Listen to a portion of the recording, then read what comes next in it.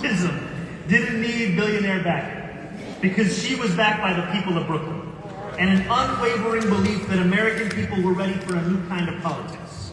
Some 52 years later, I am eternally grateful for her example.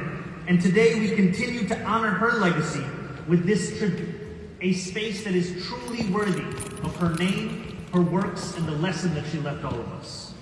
And looking around, it is easy to imagine the hum of activity that will soon fill these rooms. Teens cycling through these doors to play pickup basketball and volleyball, while children run around the plaza outside. Seniors getting their steps in at pickleball courts, their laps in at the pool, then attending a cooking class in the brand new teaching kitchen. And of course, men in their 30s who will start the next great podcast in the state-of-the-art radio center.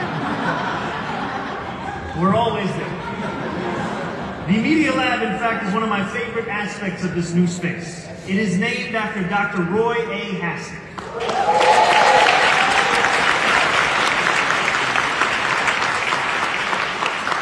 A Grenadian immigrant, he was a true pillar of this community. He founded the Caribbean American Chamber of Commerce and Industry, lifting up thousands of business owners who had long been marginalized. Shirley Chisholm liked to say, if they don't give you a seat at the table, bring a folding chair. At this center, thanks to her work, there will be plenty of seats for everyone. This center, it will remain low cost to all New Yorkers and free to anyone under the age of 24. So allow me to correct myself, anyone of any age will be able to start a podcast here. When I speak of building a more affordable city for New Yorkers, I don't mean only necessities like rent and transportation. Making New York more affordable also means government investing in spaces like this, where New Yorkers can learn, can grow, and can simply enjoy their time together. Yes. 41,000 people live a 15-minute walk or transit ride from this space. It is the first ever recreation center in central Brooklyn and the first built citywide in the last 15 years. The Shirley Chisholm Recreation Center will be a true hub of community, and it will serve as an example of what's possible in New York City. And like its namesake, this center is a trailblazer, opening the door to a new era. After years of stagnation, this is the first of 6 new recreation centers currently under development by New York City Parks. And it serves as a model for a new kind of build, a commitment to public excellence. Thank you to all of the civil servants, the elected officials that are standing here alongside me, as well as those outside of this room, and faith and community leaders who pushed for this project. You fought tooth and nail to see this through, even when it seemed like the odds were against it. You never wavered in your fight for Central Brooklyn, and because of it, thousands of people in this community will have the kind of public infrastructure that makes a tangible difference in their day-to-day lives. So I want to say before anything else, thank you to all of you for making this day happen.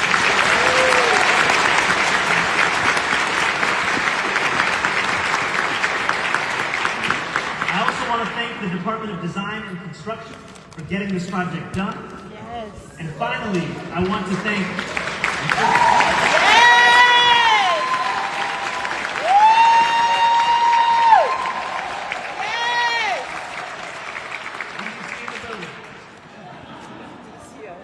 finally, the Chisholm family themselves. Thank you so much for everything you have given this city and this country.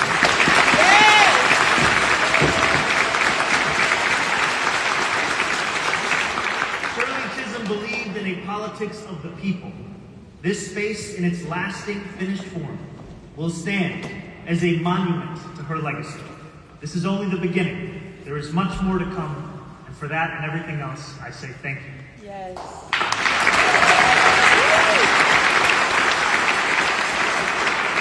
And now we will hear from our Parks Commissioner, Tricia Shimamura. Good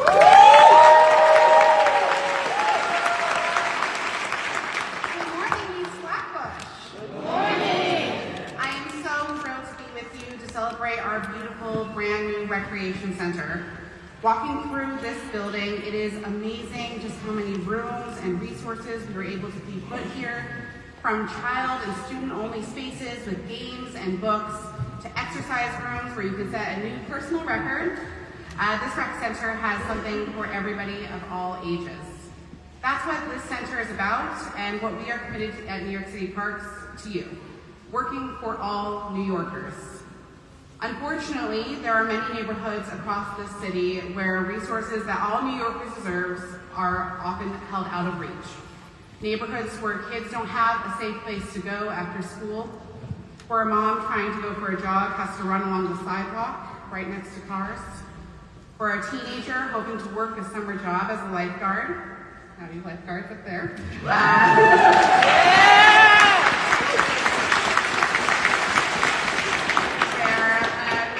don't have a public pool where they can practice how to swim. We know that it's not a coincidence that some neighborhoods get these resources while others do not. And we at Parks and across city government believe that we have a responsibility to set things straight. This project is an example of some of the best work that city government can do. Coming together across agencies, working with incredible leaders throughout the community, many of whom who are standing right up here, and delivering a welcoming and accessible space for all New Yorkers. At Parks, we take very seriously our responsibility as stewards to this shared resource, and as Parks Commissioner, I promise that we will do everything we can to make Shirley Chisholm Recreation Center a point of pride for a generation of Brooklynites. I hope that as you get to know this new center, you can see the ways that the community outside these doors is reflected on the inside. It's not just the vibrant colors and all of the allusions to Shirley Chisholm's life as a Brooklyn icon. There's also art throughout this space, which visionary artist Vanessa German co-created with members of the community during the year-long community creative residency. I'd like to thank Vanessa, who's here this morning, as well as our Parks, Arts, and Antiquities team for making these beautiful experiences.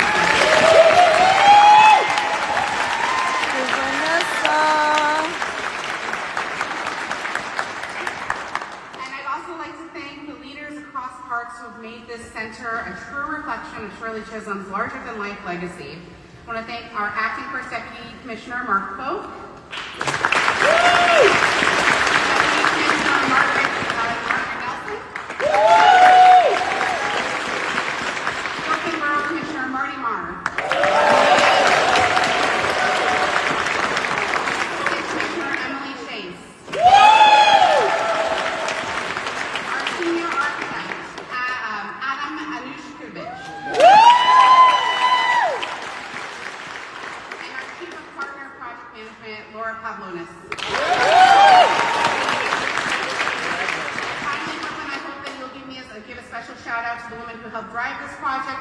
Through our Chief of Brooklyn Recreation, Eileen Dalton.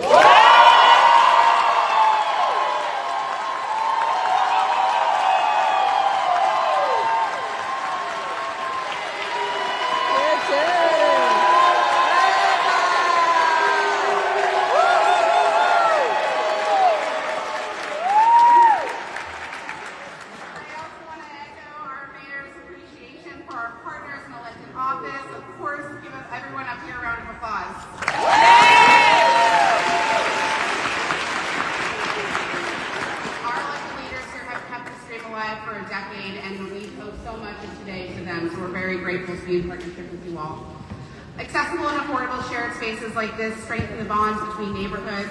They make our lives not just safer, but more dignified and more joyful. I invite you all to join us for free this week to sample everything that this recreation center has to offer. And I also encourage you to join us as Rec Center members, which gives you access to now 37 recreation centers citywide. So with that, I'd just like to say, welcome to Shirley Chisholm. All right, good job.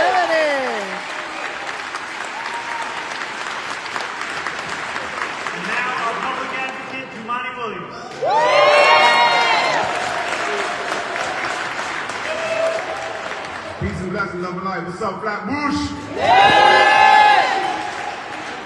This is pretty amazing. It's an honor to be here. How many people were in some of those early meetings 15 years ago? Anybody? It's a long, long time coming. Thank you, Mr. Mayor. Thank you, Park. Thank you, the elected officials who were here. Thank you, council members who finished this. Even got the dead. To put the context of what was happening 13 years ago, there was there's a lot of violence going on. There still is. It's a little bit less now. There's a lot of families here who were impacted by violence. And then we had the killing of Kamani Gray, his mom is here. That was a police-involved shooting, and our young people were expressing themselves on Church Avenue, and we were trying to find a way to help them express it a little bit more productively than they were. And I remember being on there with Pastor Rose. It actually was the birth of God Squad, as we tried to develop how we can respond. I'm thankful for so many folks who were here, including Councilman Lewis, Assemblyman Waterman, I see Ernie Skinner is here as well, and other folks who were in the council, and we were trying to figure out what we can do. And a lot of us started going out talking to the young people, and we were telling them, don't be out here at the nighttime. The only good, bad things happen. And they said, well, where do you want us to go? And we said, that's a good point. There was no youth centers in these flat positions. There was no place we can actually say, hey, why don't you go here and make your lives a little bit more constructive. And so we said, that doesn't make any sense. So we have to be able to provide a space that we're telling them to go to that is constructive and can use their time a little bit better. It was a shame that, as was mentioned, there are some communities that have a plethora of these, and there are some communities that have none. And so we thought about telling them, if you can put your trust in us, we will get something done. At that point, folks may remember I was having some big arguments with then Mayor Michael Bloomberg on a variety of issues, how he was responding to our young people. But I want to give credit to him and Deputy Mayor Howard Wilson. Brought him on a tour, showed him what's going on. That's how we got the first $500,000 to do the study, to try to figure out if we can get a community center here.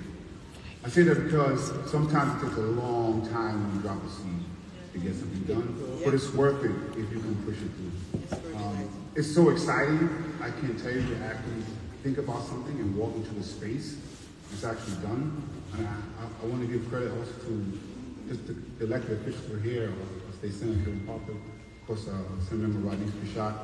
But I do want, and Senator Waterman, but I do want to just give a lot of credit to Councilmember Lewis for pushing this through.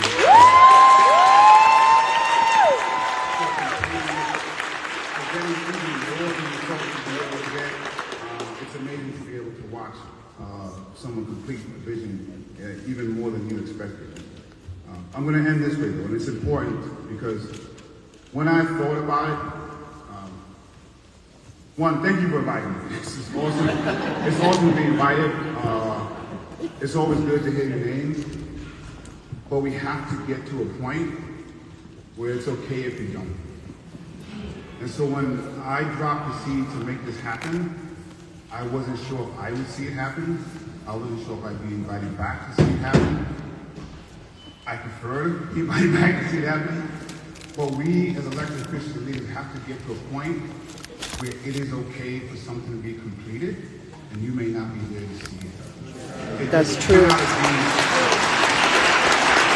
cannot be about the credit of who does it, but the fact that the thing gets done. And if we cannot get to that point, our communities will continue to suffer. There's enough light to go around. We can all get the credit we deserve. Let's drop those seeds and push it to fruition so that our communities benefit all the time.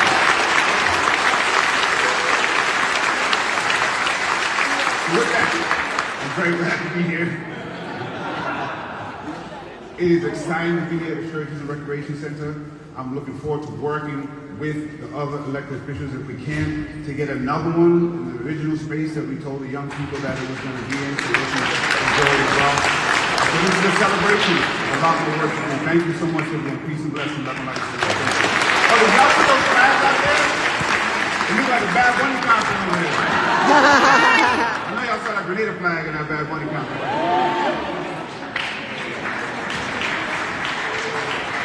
Now our Assemblymember Rodney Bichat Herman.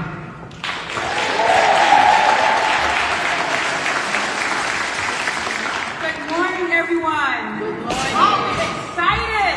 Yes. Praise God. My name is Assemblymember Rodney Bichat Herman. I represent the 42nd Assembly District, where we are. Welcome to the 42nd Assembly District. Clap up. I want to thank all my colleagues in government who are here. going to be hearing from, our friends, our family, the Shirley Chisholm Advisory Board who's here. Let's give them a round of applause. Our Community Board 17. Chairman Daly, God Squad, give them a round of applause. All of our civic associations, like Flatbush Gardens and everybody else, give them applause.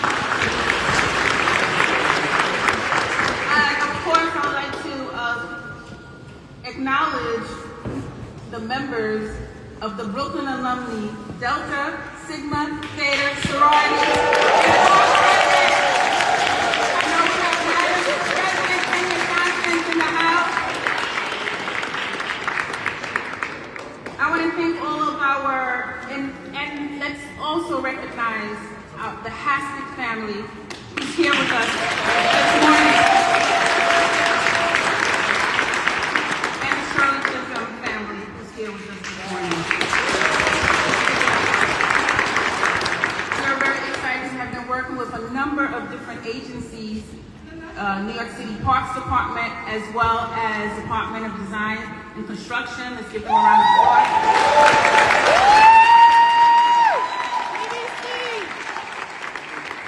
It's truly a pleasure to be here on this long-awaited opening day of the Shirley Chisholm Recreation Center, right here in my district. Finally, a much-needed center that this community deserves, named in the honor of a great legend. I want to thank Mayor Mamdani for bringing this project to completion.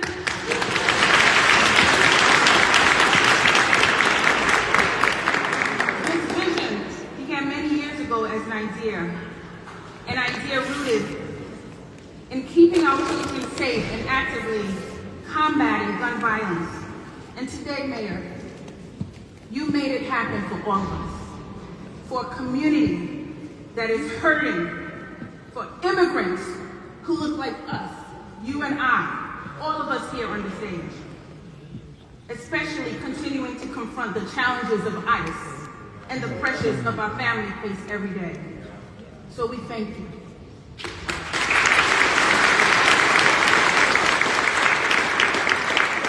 It began with Public Advocate Giovanni Williams, back when he served as a city council member. He understood the void in this community, and he fought tirelessly to fill it. And he had a team who also shared that vision. His council member staff at that time, Councilmember Farrah Lewis. And together, they took this vision and carried it forward, transforming it to the state-of-the-art structure that we see today. It began with $35 million, remember? And that project soon grew into $141 million. Woo!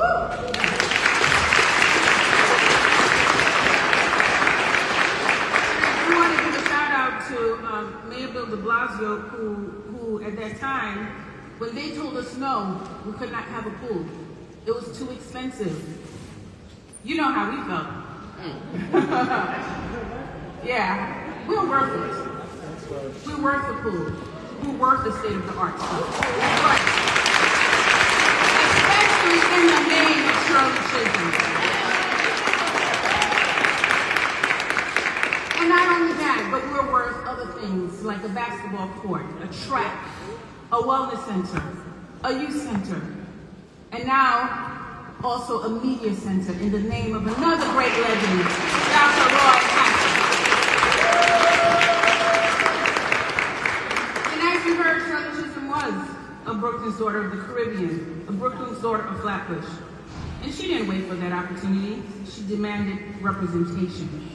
She believed government must be visible in people's lives, not only during elections, but in everyday living. Naming this center after her is not symbolic. As a proud member of Delta Sigma Theta Sorority Incorporated, an organization founded on public service, and now the largest public service sorority, this reminds us that service must produce real results that people can touch, enter, and use. This recreation center did not appear overnight. It represents years of planning, community input, board meetings, site walkthroughs, design, fighting for money. Sometimes it felt very difficult with the conversations around fairness, access, and ensuring that people who live here would truly benefit from what was being built. This is not about a recreation center, about basketball courts or exercise rooms. It's about prevention. It's about health. It's about safety. When young people have structured programs, mentorship, and community, they gain direction. When seniors have a place to gather, they gain longevity and dignity. This center will be more than a location. It will be a hub, a living space for our seniors, our youth, education, mentorship, a place where neighbors meet neighbors and community grow stronger. When families have shared spaces, communities become stronger. This building is more than a brick and steel. It represents patience, advocacy, and persistence from people from this neighborhood who never stop pushing for investment where they live. I want to thank our partners. I want to thank Councilmember Farrah Lewis for really fighting and carrying this on. Thank you. Thank you, Farrah, for your hard work. Making sure that I was included, working with the City Department of Youth and Community Development, Parks and Recreation, and DVC. We all stayed at the table long enough to see this vision through. Projects like this do not happen because of one office or one agency, as you heard from Public Advocate Hermione Williams.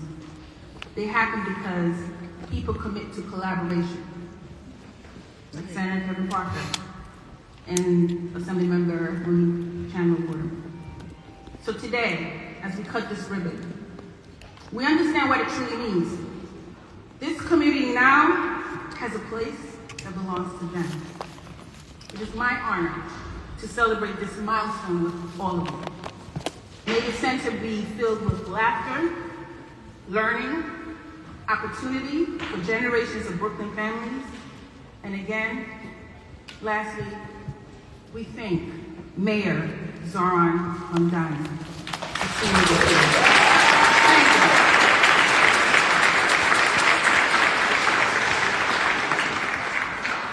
you. We've heard her name, and now it's time to hear from herself, Councilwoman Farrah Lewis.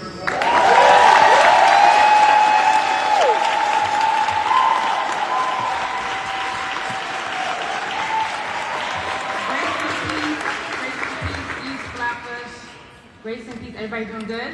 I think we're doing good on time. The mayor sings like, hurry up. All right. Porque la otra habló I tanto. respect him and my friends. I just want to start with this. Today is the day the Lord has made. Let us rejoice and be glad in it. Before I'm anything, I'm a woman of God, and I'm so grateful to God for allowing me to lead this project. I'm Councilmember Farrah Lewis. It's an honor to join everyone here today inside this immaculate facility. The namesake of our hometown hero, Shirley Chisholm, the Shirley Chisholm Recreation Center. This place is indeed an answered prayer. For every young person who cried, "Don't shoot, I want to grow up." For every senior seeking a place for leisure instead of loneliness. For every resident seeking a place for wellness. This is yours. Today is a powerful reminder that when a community stays committed, organized, and relentless, change is possible. This has been a long journey, and we finally made it. What we celebrate today did not happen overnight. It took years of advocacy, thank you, Public Advocate, persistence, and neighbors refusing to give up on a vision for this community. We are gathered here to celebrate the realization of a dream and the culmination of years of collective effort. The Shirley Chisholm Recreation Center stands as a testament to what happens when community members, advocates, and public servants work together with purpose I thank Zoran Mamdani, our new mayor, and our new Parks Commissioner for recognizing this accomplishment and for joining us today and for leading this effort today. Don't kill me for taking a little bit of time, I'm gonna be fast. It is impossible to talk about this moment without honoring the life, work, and legacy of our honorable, magnificent Shirley Chisholm, a Brooklyn icon, a daughter of African diaspora with Barbados and Guyanese roots, a trailblazer who was unbought, unbossed, unapologetic in her commitment to justice. She taught us that when doors are closed and seats are denied, we do not wait for permission, we build our own. This center will house gymnasiums, schools, walking tracks, business media labs, the Hackett family's here, classrooms and tools that will help shape the next generation of leaders. Perhaps one day, another national leader will emerge from this very neighborhood and proudly say they were shaped by this here, Shirley Chisholm Rec Center. None of this would have been possible without the tireless work of community members who showed up, spoke out, and never accepted no as the final answer. And I want to recognize the East Flatbush residents, advocates, leaders, stakeholders who fought for this space, including Ms. Linda Turner, give a round of applause, Jackie Williams, Bernadine Simon, Cicely Noel, Paula Bailey, Carla Baker, Sophia Francis, Haynes, George Tate, Ronette Cox, Joan Backerton, Allison Martinez, Conrad Afua, Pastor Straker, Reverend Al Cox, there's a lot, Aaron Kojo Ampa, Joan Backerton, former Mayor Bill de Blasio, former Speaker Corey Johnson, Mr. Skinner, the Shirley Chisholm family, the Haskett family, and my staff. All right, Jemani, we get it. I love you, I love you, I love you. I love you, I love you. And my staff, Daniel Heredia, Sabrina DeGis, my former staffers, Abraham, Blake, Samuel Pierre, and the countless community members who have driven this process forward, as well as those... I need to get there, Mama. Who have driven this process with a lot. Those who turned this vision into reality, and Sharif Frazier, who sits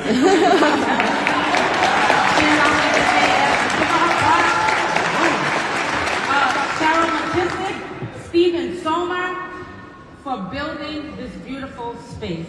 Thank you, thank you, thank you. I am deeply proud to have helped lead this effort alongside my partners, Public Advocate Jamani Williams. This was initially his vision, and I enhanced it by the grace of God. Assembly Member Bashat Hermelin, thank you both for your support, for also helping us secure this $141 million. I'm so grateful to Mayor Bill de Blasio for this investment, which was an honor to our community, a vision rooted in dignity, equity, and opportunity, and investing in our residents. This journey also carries the memory of Kamani Gray, whose life was lost in this community.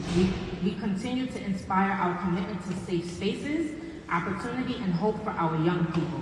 This center stands not only as a tribute to Shirley Chisholm, but also as a promise to every child and family in this neighborhood that they matter and that their future is worth fighting for. Yes. East Flatbush, we did this together. Together, we built something enduring, a space where generations will thrive, grow, and it's here for decades to come. And Public Advocate, I heard you earlier about doing something in the northern part of East Flatbush. I would love to do it with you. You don't got on site with me. And I look forward to your support. Thank you again, Mayor Mamdani.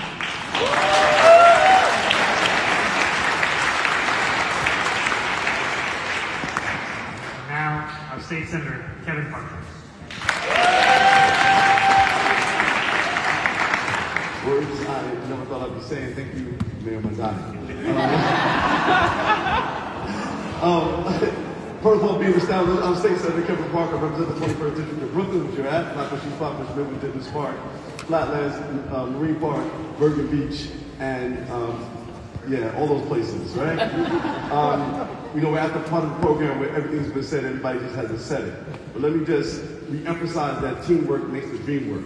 Mm-hmm. And you don't know, again, the struggle that this took. And so, again, congratulations to Jamani and Councilmember Farrell Lewis, who worked like a champ. Ranice Bashad Hermelin, Monique Chandler Waterman. I mean, you know that it is a difficult process when I am the voice of reason in the meeting. Let me just say that, right? And so there's a kind of a lot going on. But let me just say this. The truth be told on this important day, I wasn't for this project when it first started, right? And I'll tell you exactly why. Because for me, it's not about the building, it's about the services. And the services still need to be provided all over, not just this district and our community, but the city. And so in this moment in which we celebrate this place, this time, and this Shirley Chisholm Recreation Center, let's not forget the other communities, even in this area, that still need help. And we have done universal pre-K. Under the leadership of Mayor Mamdani, we are now taking our first steps, and it looks like we're going to get universal daycare done.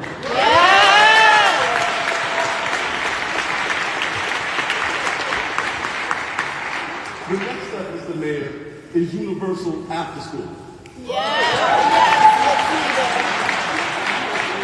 And we're not going to be able to build an unlimited number of $140 million facilities. But we do have school buildings all over the city that are underutilized. We have community school projects. I like the Beacon School model myself, pioneered by Jeff Canada in Harlem. But we need to provide those kinds of programs throughout our city. And so today, let this be a commencement, not of just serving this community and inaugurating this building, but rededicating ourselves to making sure every single child in the city of New York has the services and make sure every single community is having the kind of protection that this building is going to provide our great community. Thank you so much.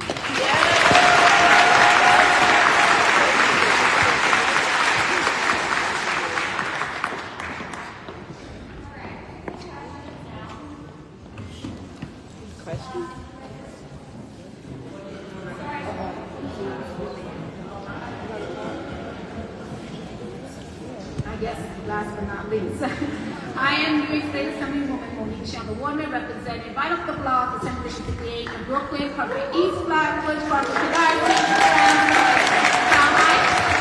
yes, I am voting from the D9 community, Sigma Gamma Rho, since we shouted it out, right? As we celebrate 100 years of Black history, it is fitting that we are here today at the opening of the Shirley Chisholm Recreational Center, named after a Black Caribbean historian with Bajan and Guyanese roots who represented us in the Congress and a former Assemblywoman like myself. This is a moment of great pride where we as leaders need to continue her legacy to embody her motto, on board and on board, like the Fever Chef. This facility has been a long-standing need to provide our youth with a secure alternative to the streets. I'm especially honored to have been involved in the initial planning stages before my election. Additionally, many others were instrumental in the initial planning and fought to get this center when they said no, including families impacted by gun violence, along with EFV, Enough, and God Squad, Natasha, Christopher, and Maxine Lewis, who's here today. Just raise your hand. And just to let you know, July and Deshaun, Mr. Skinner was out there on the night of Kamani Gray unfortunate situation. This against Jamani, because he was out where he wasn't supposed to be. Okay, our youth, our friends of Tilden Park, let's give it up for them. Clergy, older adults, and my neighbors. Since taking office, I created Assembly District 58 Public Safety Task Force that continues to advocate for more resources to invest in public health. I want to thank the public advocate, Jamari Williams, as you heard from everybody today, for laying the foundation and leadership on this project, and to Mr. Mayor Mamdani. We went through about, 4 mayors to get to this point, but you know, New York City Parks Commissioner and Team DDC, Hasek family, Community Board 17, and my colleagues, Councilmember Lewis, thank you so much for your leadership, and Assembly Member, my sister, Ranice Bashad Hermelin, to bring it, and Senator Parker for bringing it to this project to the finish line, and for their commitment to investing in our community and our youth, so that we have resources that we need to live healthy and productive lives. This is a perfect example that is not an I thing, it's a we thing.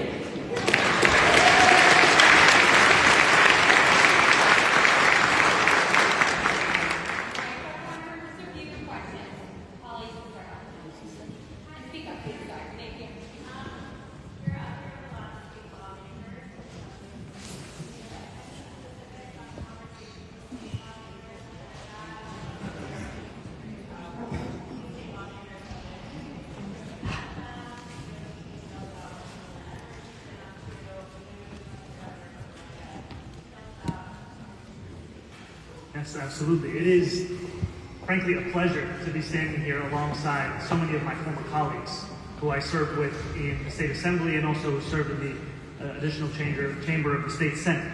And the conversations that we have had over the course, not just of the campaign, but even just the lead up and now in this moment of governing, are conversations about how can we take care of the very New Yorkers who have so often been overlooked. I'll tell you one thing. When I speak about how we need to reset the city's relationship to the state, when I speak about how we need to increase taxes on the wealthiest New Yorkers, people who make $1 million or more by 2%, I'm often told about the prospect of people leaving the city, this idea of capital flight. And I push back with the facts, but also what I think about is the fact that we don't talk that much about the actual exodus that's already taken place. We've seen an exodus disproportionately of Black New Yorkers over the last few years. From 2010 to 2019, we saw a decline of our city's population of Black children and teenagers by 19%. So the conversations I have with my colleagues who are up here are also conversations about how the city and the state can be stepping up to make this an easier city to keep calling your home. And that's why today means so much, because these elected officials, these faith leaders, these community leaders, have done everything they can to make this a place where young people can come to and find a sense of self, where older adults can find, I think as Councilwoman Lewis had said, leisure, not loneliness. And these are a lot of the conversations we're having, because what we want to build is a city government that can deliver on the needs of working class New Yorkers. And some of those working class New Yorkers are the ones in this very neighborhood that have been overlooked for far too long. Yeah, Bridget, go ahead. Hi, how are you?